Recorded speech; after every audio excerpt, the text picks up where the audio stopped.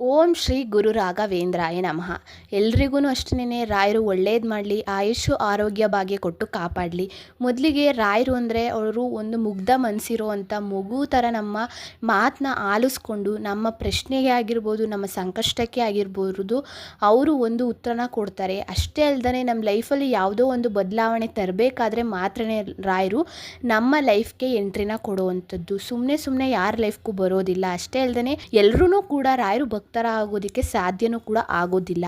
ಅದೇ ರೀತಿ ನಾವೇನು ಚಿಕ್ಕೋರಿಂದ ಅಥವಾ ನಾವು ಮೊದಲಿಂದನೂ ರಾಯರು ಭಕ್ತರಿದ್ದೀವಿ ಅಂತ ಯಾರೂ ಹೇಳಲ್ಲ. ಎಲ್ಲರೂ ಅಷ್ಟೇ ನಮ್ಮ ಲೈಫಲ್ಲಿ ಈ ಥರ ಒಂದು ಘಟನೆ ನಡೀತು, ಈ ಥರ ಏನೋ ಒಂದು ಸಮಸ್ಯೆ ಬಂತು, ಆ ಮೂಲಕ ರಾಯರು ನಮ್ಮ ಮನೆಗೆ ಬಂದರು ಅಥವಾ ನಮ್ಮ ಜೀವನಕ್ಕೆ ಬಂದರು.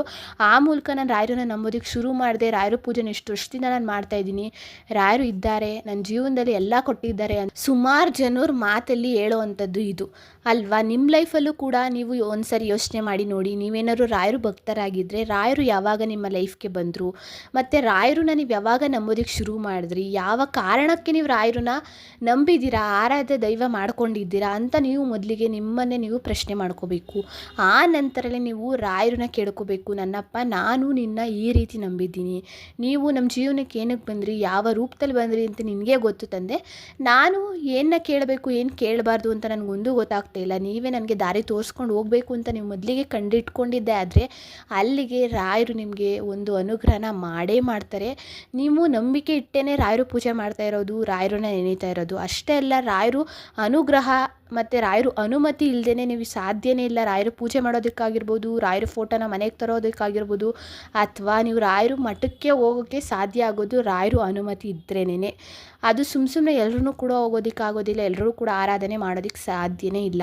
ನೀವು ನಿಮ್ಮ ಮನೇಲಿ ಒಂದು ದಿವಸ ಸರಳ ಪೂಜೆನ ಮಾಡಿ ರಾಯರ ಮುಂದೆ ನಿಮ್ಮ ಕಷ್ಟನ, ನಿಮ್ಮ ಕೋರಿಕೆನ ಇಟ್ಟು ನೀವು ಪ್ರತಿಫಲ ಪಡ್ಕೋಬೇಕಪ್ಪ. ನನಗೆ ವಾರಗಟ್ಟಲೆ ನನಗೆ ವ್ರತ ಮಾಡೋಕ್ಕಾಗಲ್ಲ, ಪೂಜೆ ಮಾಡೋಕ್ಕಾಗಲ್ಲ, ಕಟ್ಟುನಿಟ್ಟಾಗಿ ನನ್ನ ಕ್ರಮನ ಅನುಸರಿಸೋಕ್ಕೆ ಸಾಧ್ಯ ಇಲ್ಲ, ನಮ್ಮ ಮನೆ ಪರಿಸ್ಥಿತಿ ಆ ಥರ ಇದೆ, ಬಟ್ ಕಷ್ಟ ತುಂಬಾ ಇದೆ, ನನಗೆ ಕಷ್ಟಕ್ಕೆ ಸುಲಭವಾಗಿ ನಾನು ಯಾವ ರೀತಿ ಸರಳ ಪೂಜೆನ ಒಂದು ದಿವಸದಲ್ಲಿ ಮಾಡಿ ಮುಗಿಸ್ಬೋದಾ ಅನ್ನೋರಿಗೆ ಈ ವಿಡಿಯೋ ಅಂತಲೇ ಹೇಳ್ಬೋದು.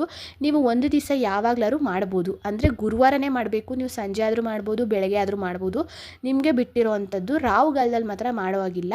ನೀವು ಬೆಳಗ್ಗೆ ಬ್ರಾಹ್ಮಿ ಮುಹೂರ್ತದಲ್ಲಿ ಮಾಡಿದ್ರೂ ಓಕೆನೇ, ಇಲ್ಲ 8 ಗಂಟೆ 9 ಗಂಟೆ ಒಳಗಡೆ ಇದನ್ನ ಮಾಡಿದ್ರೂ ಮುಗಿಯುತ್ತೆ. ಅಥವಾ ನೀವು ಮಧ್ಯಾಹ್ನನೂ ಕೂಡ ನೀವು ಮಾಡ್ಬೋದು. ಮಧ್ಯಾಹ್ನ 12 ಗಂಟೆಯಿಂದ 1:30 ಒಳಗಡೆ ನೀವು ಈ ಪೂಜೆನ ಮಾಡಬೇಕು. ಇನ್ನು ಸಂಜೆ 6 ಗಂಟೆಯಿಂದ 5:30ಯಿಂದ ನೀವು 7 ಗಂಟೆ ಒಳಗಡೆ ಇದನ್ನ ಕಂಪ್ಲೀಟ್ನ ಮಾಡ್ಕೋಬೋದು. ನಿಮ್ಮ ಟೈಮಿಂಗ್ಸ್ಗೆ ಅನುಗುಣವಾಗಿ ನೀವು ಮಾಡ್ಕೋಬೋದು. ಗುರುವಾರನೇ ಮಾಡಬೇಕು, ಬೇರೆ ಯಾವ ವಾರದಲ್ಲೂ ನೀವು ಮಾಡೋದಕ್ಕೆ ಆಗೋದಿಲ್ಲ. ಇದನ್ನು ಮಾಡಬೇಕಾದ್ರೆ ರಾಯರು ಫೋಟೋನೇ ಆಗಿರ್ಬೋದು, ವಿಗ್ರಹನೇ ಆಗಿರ್ಬೋದು, ಯಾರ ಮನೇಲಿ ಇಲ್ವೋ ದಯವಿಟ್ಟು ಹೋಗಿ ರಾಯರು ಫೋಟೋನ ತೊಗೊಂಡು ಬನ್ನಿ ಮನೆಗೆ. ನಿಮ್ಮ ಮನೇಲಿ ಚಿಕ್ಕದಾಗಿರೋವಂಥ ಫೋಟೋ ಇದ್ರೂ ಪರವಾಗಿಲ್ಲ, ಇಲ್ಲಿ ಚಿಕ್ಕದಾಗಿರೋವಂಥ ವಿಗ್ರಹ ಇದ್ರೂ ಪರವಾಗಿಲ್ಲ, ಅದು ನಡೆಯುತ್ತೆ, ಒಟ್ಟಿನಲ್ಲಿ ಇರಬೇಕು. ಅದನ್ನು ನೀವು ದೇವ್ರ ಮನೇಲಿ ಯಾರು ಇಟ್ಟು ನೀವು ಪೂಜೆನ ಮಾಡ್ಬೋದು. ಅಥವಾ ನೀವು ಯಾವ ಜಾಗದಲ್ಲಿ ಇಡ್ತಿದ್ರೋ ರಾಯರನ್ನ ಅಲ್ಲಿನೇ ನೀವು ಪ್ರತಿಷ್ಠಾಪನೆಯನ್ನು ಮಾಡಿ ರಾಯರಿಗೆ ಗಂಧ ತಿಲಕನೆಲ್ಲ ಹಚ್ಚಿ ಇಟ್ಬಿಟ್ಟು ನೀವು ರಾಯರಿಗೆ ಇಷ್ಟವಾಗಿರುವಂಥ ತುಳಸಿ ದಳ ಆಗಿರ್ಬೋದು, ಸೇವಂತಿಗೆ ಹೂವು, ರೋಸಾ ಹೂವು ಯಾವುದಾದ್ರು ನೀವು ಯೂಸ್ನ ಮಾಡಿಕೊಂಡು ರಾಯರಿಗೆ ಅಲಂಕಾರನ ಮಾಡಿಬಿಟ್ಟು ನೀವು ಸ್ವಲ್ಪ ಅಕ್ಷತೆನ ಮನೇಲೇ ರೆಡಿ ಮಾಡ್ಕೊಳ್ಳಿ. ಇನ್ನು ಮಠದಲ್ಲೋ ಮಂತ್ರಾಲಯದಲ್ಲೋ ಇರುವಂಥ ಅಕ್ಷತೆನ ಅದಕ್ಕೆ ಮಿಕ್ಸ್ ಮಾಡಿದ್ರೆ ಅದು ತುಂಬ ಪವರ್ಫುಲ್ ಆಗುತ್ತೆ. ನೈವೇದ್ಯನ ಮಾಡಬೇಕು. ನೈವೇದ್ಯ ಅಂದರೆ ನೀವು ಹಾಲಾರು ಇಡ್ಬೋದು, ಅಥವಾ ಕಲ್ಸೆಕ್ರೆ, ಹಣ್ಣು, ನಿಮ್ಮ ಕೈ ಏನು ಸಾಧ್ಯ ಆಗುತ್ತೋ ಅದನ್ನು ರಾಯರಿಗೆ ನೈವೇದ್ಯನ ಇಟ್ಬಿಟ್ಟು ನೀವು ಮಂತ್ರಾಕ್ಷತೆನ ಕೈಲಿ ಇಟ್ಕೋಬೇಕು. ಮೊದಲಿಗೆ ಒಂದು ಹೂವನ್ನ ಇಟ್ಕೊಂಡು ಕೈಲಿ ಇಟ್ಕೊಂಡು ನಿಮ್ಮ ಕೋರಿಕೆ ಏನಿದೆ, ನೀವು ಯಾವುದಕ್ಕೋಸ್ಕರ ಈ ಪೂಜೆನ ಮಾಡ್ತಾ ಇದ್ದೀರಾ ಇವತ್ತಿನ ದಿವಸ ಅಂತ ನೀವು ಮೊದಲಿಗೆ ರಾಯರ ಮುಂದೆ ಹೇಳ್ಕೋಬೇಕು. ಹೇಳ್ಕೊಂಡಿದ್ದಾದಮೇಲೆ ಆ ಮಂತ್ರಾಕ್ಷತೆನ ಒಂದು ತಟ್ಟೆಯಲ್ಲಿ ಕೈಗೆ ನೀರನ್ನ ಹಾಕ್ಕೊಂಡು ಬಿಟ್ಬಿಡಿ. ಆ ನಂತರ ರಾಯರು ಮುಂದೆ ಬಲಭಾಗದಲ್ಲಿ ಎಡಭಾಗದಲ್ಲಿ ಎರಡೂ ಕಡೆಯೂ ಕೂಡ ನೀವು ಒಂದು ತೆಂಗಿನಕಾಯಿನ ಇಡಬೇಕು. ಇದೇ ತುಂಬಾ ಇಂಪಾರ್ಟೆಂಟ್ ಅಂತ ಹೇಳ್ಬೋದು. ತೆಂಗಿನಕಾಯಿ ಇಡೋದ್ರಿಂದ, ರಾಯರಿಗೆ ತೆಂಗಿನಕಾಯಿ ಫಲ ಅರ್ಪಿಸೋದ್ರಿಂದ ನಿಮ್ಮ ಕಷ್ಟಗಳು ಬೇಗ ನೆರವೇರುತ್ತೆ. ಇನ್ನು ನೀವೇನಾದರೂ ಮನೇಲಿ ಇದನ್ನ ಮಾಡೋದಕ್ಕೆ ಸಾಧ್ಯ ಇಲ್ಲ, ಒಬ್ಬರವ್ರ ಮನೇಲಿ ರಾಯರು ನಂಬಿರ್ತೀರ ಬಟ್ ಪೂಜೆ ಮಾಡೋದಕ್ಕೆ ಒಪ್ಪಿಗೆ ಇರೋದಿಲ್ಲ.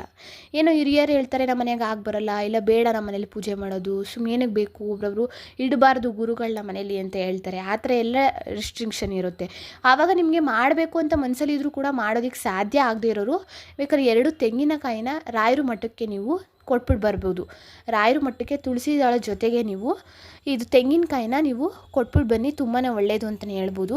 ನೀವು ತೆಂಗಿನಕಾಯಿನ ಎರಡನ್ನೂ ಇಟ್ಬಿಟ್ಟು ತುಪ್ಪದ ದೀಪನ ರಾಯರಿಗೆ ಹಚ್ಚಿಟ್ಬಿಟ್ಟು ರಾಯರಿಗೆ ಮಂಗಳಾರತಿ ಮಹಾಮಂಗಳಾರತಿನೆಲ್ಲ ಮಾಡಿ ಕಾಯಿಗೂ ಸೇರಿಸಿ ನೀವು ಮಾಡಬೇಕು. ಮಾಡಿಬಿಟ್ಟು ಆ ನಂತರ ರಾಯರು ಅಷ್ಟೊತ್ತರ ಮಂತ್ರನೆಲ್ಲ ಹೇಳ್ಕೊಂಡೆ ನೀವು ಪೂಜೆನ ಮಾಡಬೇಕು. ರಾಯರಿಗೆ ಅಲಂಕಾರ ಮಾಡೋಕ್ಕೆ ಶುರು ಮಾಡ್ತವಿಂದ ರಾಯರು ಅಷ್ಟೊತ್ತರಗಳನ್ನ ಹೇಳ್ಕೊಂಡೆ ನೀವು ಪೂಜೆನ ಮಾಡಬೇಕಾಗಿರೋವಂಥದ್ದು. ಇಲ್ಲ ಫೋನಲ್ಲಿ ಹಾಕ್ಬಿಟ್ಬಿಡಿ, ಇಲ್ಲ ಬುಕ್ನ ತೊಗೊಂಡು ನೀವು ಓದಿ, ಇಲ್ಲ ಮನೇಲಿ ಯಾರು ಬೇರೆಯವ್ರ ಕೈಲಿ ಓದಿಸಿ ನೀವು ಪೂಜೆ ಮಾಡ್ತಾಯಿದ್ರು.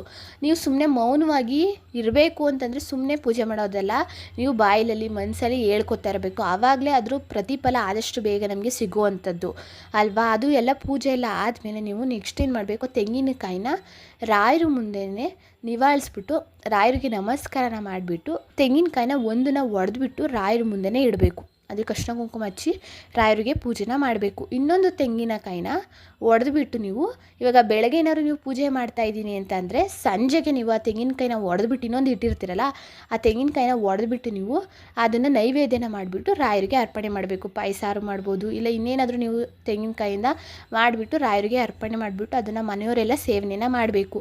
ಇನ್ನೂ ಒಂದು ತೆಂಗಿನಕಾಯಿ ಒಡೆದಿರ್ತಿರಲ್ಲ, ಅದನ್ನು ಬೇಕಾದ್ರೆ ಒಂದು ಅಚ್ಚು ಬೆಲ್ಲದ ಜೊತೆಗೆ ನೀವು ಹಸುಗೆ ಕೊಡ್ಬೋದು. ವೆಜ್ಜಿಗೆ ಮಾತ್ರ ಆ ಕಾಯಿನ ನೀವು ಯೂಸ್ನ ಮಾಡಿಕೊಂಡು ಅಡುಗೆನ ಮಾಡಬೇಕು. ನಾನ್ ವೆಜ್ಗೆಲ್ಲ ಯೂಸ್ನ ಮಾಡೋಕ್ಕೆ ಹೋಗ್ಬಿಡಿ, ಅದನ್ನ ಸಪ್ರೇಟಾಗಿ ಎತ್ತಿಟ್ಕೊಂಡು ನೀವು ಅದನ್ನು ಯೂಸ್ನ ಮಾಡ್ಕೋಬೋದು. ಇನ್ನು ರಾಯರಿಗೆ ಮಹಾಮಂಗಳಾರತಿನೆಲ್ಲ ಮಾಡಿಬಿಟ್ಟು ನಮಸ್ಕಾರನ ಮಾಡಿಬಿಟ್ಟು ನೀವು ಅದಕ್ಕೆ ಒಂದು ತಟ್ಟೆನ ಇಟ್ಬಿಟ್ಟು, ಅಥವಾ ನಿಮ್ಮ ಮನೇಲಿ ಬೆಳ್ಳಿ ತಟ್ಟೆನೋ ಅಥವಾ ಬೆಳ್ಳಿ ಬಟ್ಲುನೋ ಇದೆ ಅಂದರೆ ಆ ಬೆಳ್ಳಿ ಬಟ್ಲುನ ಇಟ್ಬಿಟ್ಟು ನಿಮ್ಮ ಕೈಲಿ ಎಷ್ಟು ಸಾಧ್ಯ ಆಗುತ್ತೋ, 5 ರೂಪಾಯಿ ಆಗುತ್ತೋ, 11 ರೂಪಾಯಿ, 500 1 ರೂಪಾಯಿ, 51 ರೂಪಾಯಿ, 1000 1 ರೂಪಾಯಿ, ನಿಮ್ಮ ಕೈಲಿ ಎಷ್ಟು ಸಾಧ್ಯ ಆಗುತ್ತೋ ಅಷ್ಟು ಕಾಣಿಕೆನ ರಾಯರ ಮುಂದೆ ಇಟ್ಬಿಡಿ. ಕಾಯೆಲ್ಲ ಒಡೆದು ನೀವು ರಾಯರ ಮುಂದೆ ಕಾಣಿಕೆನ ಇಟ್ಟು ಅದ್ರ ಮೇಲೆ ಒಂದು ತುಳಸಿ ದಳನ ಇಟ್ಬಿಟ್ಟು ರಾಯರಿಗೆ ಮತ್ತೆ ನಮಸ್ಕಾರನ ಮಾಡಿ ಮತ್ತೆ ಪೂಜೆನ ಮಾಡಿ ರಾಯರಿಗೆ ಎಲ್ಲ ಬಿಟ್ಬಿಡಿ. ರಾಯರೇ ಎಲ್ಲ ನಿಂದೆ ತಂದೆ, ನಂದು ಏನೂ ಇಲ್ಲ ನನ್ನಪ್ಪ ಅಂತ ಹೇಳ್ಬಿಟ್ಟು ನೀವು ಕಷ್ಟ ಏನಿದೆ, ನಿಮ್ಮ ಬೇಡಿಕೆ ಏನಿದೆ ಎಲ್ಲನೂ ನೀವು ರಾಯರ ಮುಂದೆ ಕೇಳ್ಕೊಂಡಿದ್ದಾದಮೇಲೆ ನಮಸ್ಕಾರನ ಮಾಡಿಬಿಟ್ಟು ನೀವು ಮಠಕ್ಕೆ ಹೋಗ್ಬಿಟ್ಟು ದರ್ಶನ ಮಾಡ್ಕೊಂಡು ಬನ್ನಿ. ಸಾಧ್ಯ ಆಗುತ್ತೆ ಅನ್ನೋರು ಆ ಕಾಣಿಗೆನ ತೊಗೊಂಡೋಗಿ ರಾಯರ ಉಂಡಿಗೆ ಹಾಕ್ಬಿಟ್ಟು ಬನ್ನಿ. ಸಾಧ್ಯ ಆಗಿಲ್ಲ ಅಂದರೆ ನಿಮ್ಗೆ ಯಾವಾಗ ಸಾಧ್ಯ ಆಗುತ್ತೋ ಅವಾಗ ಹೋಗ್ಬಿಟ್ಟು ನೀವು ಆ ಕಾಣಿಕೆನ ಹಾಕ್ಬಿಟ್ಟು ಬರ್ಬೋದು. ನೀವು ಹಾಕೋ ತನಕ ಆ ಕಾಣಿಕೆ ಅಲ್ಲೇ ಇರಬೇಕು, ಅದನ್ನು ಯಾರೂ ಕೂಡ ಮುಟ್ಟೋ ಆಗಿಲ್ಲ. ಇಷ್ಟು ಕೆಲಸನ ನೀವು ಮಾಡಿ ನೋಡಿ. ಕಾಯಿ ಫಲದಿಂದ ನೀವು ರಾಯರ ಹತ್ರ ಇಟ್ಬಿಟ್ಟು ನೀವು ಕೋರಿಕೆನ ಇಟ್ಟರೆ ಅಂದರೆ ರಾಯರು ನಿಮಗೆ ಒಳ್ಳೇದು ಮಾಡೇ ಮಾಡ್ತಾರೆ. ಏನೇ ಮಾಡಿದ್ರು ಕೂಡ ಒಂದೇ ಮನಸ್ಸಿಂದ, ಒಂದೇ ದೃಢವಾದ ವಿಶ್ವಾಸದಿಂದ ಮಾಡಿ ನಂಬಿಕೆಯಿಂದ ರಾಯರು ಪ್ರತಿಫಲನ ನಿಮಗೆ ಕೊಟ್ಟೇ ಕೊಡ್ತಾರೆ ಆದಷ್ಟು ಬೇಗ ಅಂತ ಹೇಳ್ತಾ ಇದ್ದೀನಿ. ಇನ್ನು ಯಾರೆಲ್ಲ ನನ್ನ ಚಾನಲ್ನ ಸಬ್ಸ್ಕ್ರೈಬ್ ಮಾಡ್ಕೊಂಡಿಲ್ಲ ಮಾಡಿಕೊಂಡು ಬೆಲ್ ಐಕಾನ್ನ ಪ್ರೆಸ್ ಮಾಡ್ಕೊಳ್ಳಿ. And thank you for watching.